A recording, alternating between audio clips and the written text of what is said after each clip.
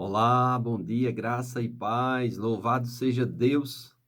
Deus é muito bom, dando continuidade aos nossos comentários da carta de Paulo aos Efésios. Chegamos no capítulo 4, né? E aqui o Mia Palma ele vai trazer um pouco de explicação a respeito desse capítulo 4. Ele vai dizer uma exortação à união, amém? Do versículo 1 ao 16.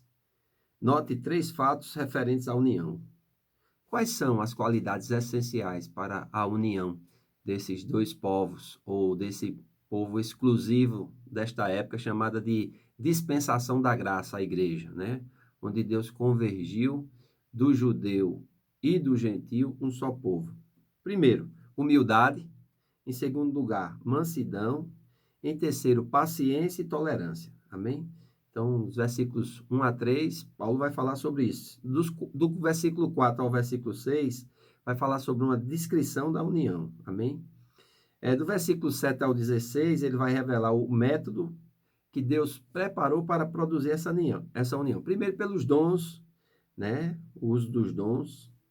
Por meio dos dons ministeriais, cujo ofício é proporcionar ao corpo de Cristo uma perfeição espiritual, amém? Debaixo da direção do Espírito, uma união com Cristo, e uma exortação a uma nova vida, né? Dos versículos 17 ao 32, ele vai falar exatamente sobre isso. O abandono do velho homem, dos costumes dos outros gentios, sendo revestido com o homem novo e um viver em conformidade com o plano de Deus, sendo guiado pelo Espírito de Deus. Amém? Então é muito importante nós entendermos isso, porque Paulo vai falar exatamente dessa unidade e Deus não iria nos deixar sem, vamos dizer assim, as ferramentas e as condições necessárias para que essa unidade pudesse haver e para que esse novo homem pudesse, vamos dizer assim, ser fortalecido, amém?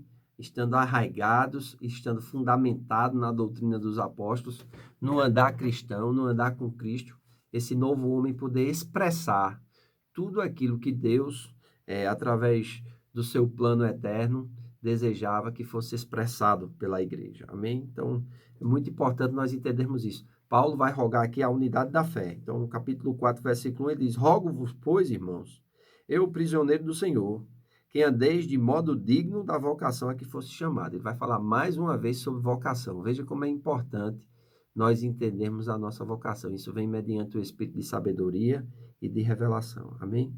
Ele ainda vai falar com toda a humildade e mansidão, com longanimidade, suportando-vos uns aos outros em amor.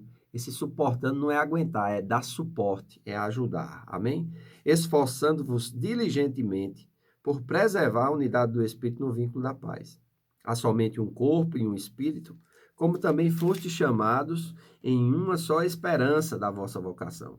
Há um só Senhor, uma só fé, um só batismo, um só Deus e Pai de todos, o qual é sobre todos e age por meio de todos e está em todos.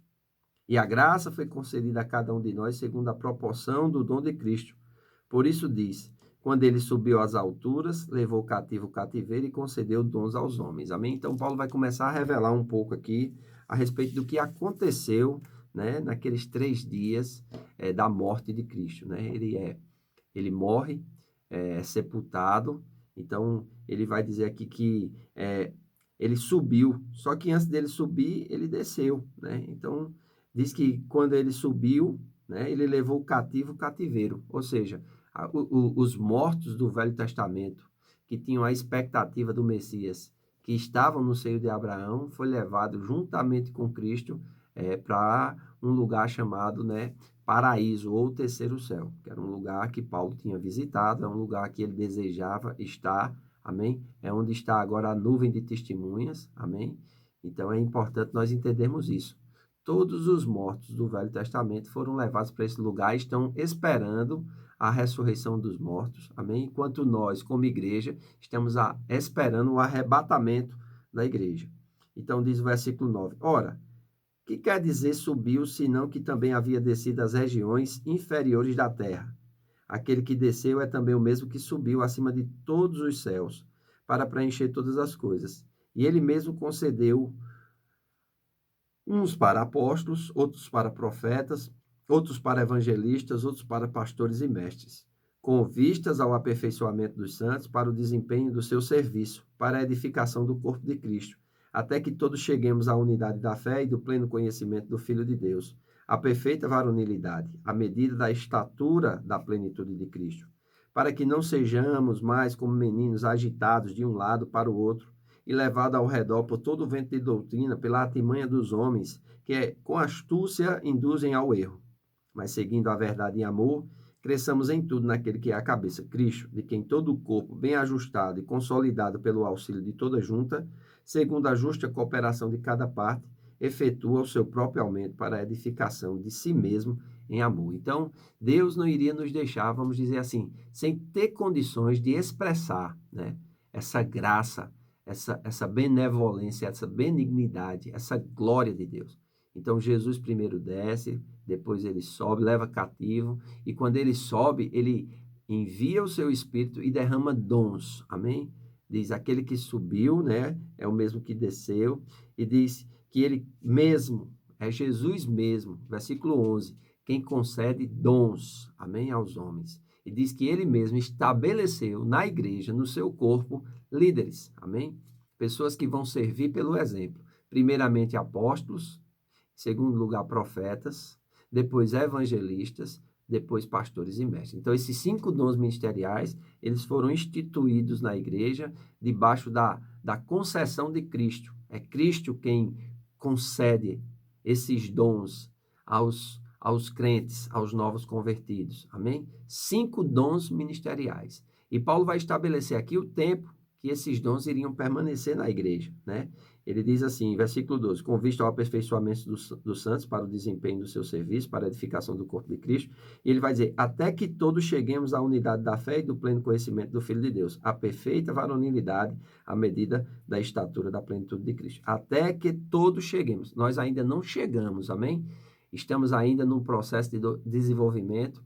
Isso só vai acontecer no arrebatamento da igreja. Então, até lá, esses 5 dons ministeriais estão presentes na igreja. E eu não vou entrar aqui nessa questão, vamos dizer assim, de instrução, porque é complexo e iria levar muito tempo, mas você pode ler um livro de Kenneth Hagin que diz assim, ele concedeu dons aos homens. Muito bom, amém?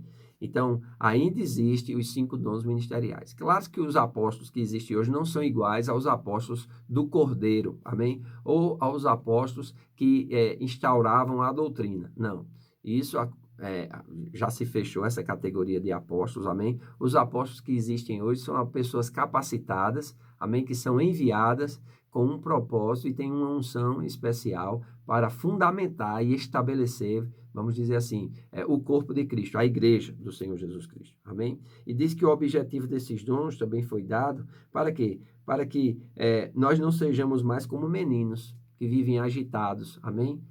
Escrevendo aos Gálatas, ele diz, enquanto o herdeiro é menino e nada difere do escravo.